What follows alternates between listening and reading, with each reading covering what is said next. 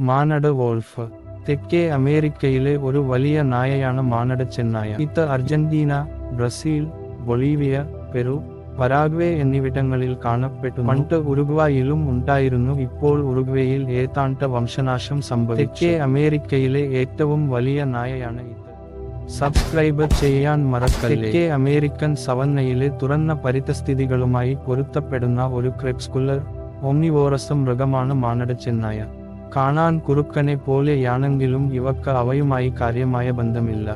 ഇവയുടെ മൂത്രത്തിന് ഗഞ്ചാവിന്റെ ഗന്ധമാണ് എന്നത് മറ്റൊരു പ്രത്യേകതയാണ്. ഇത്തരം അറിവുകൾക്ക് സബ്സ്ക്രൈബ് ചെയ്യൂ.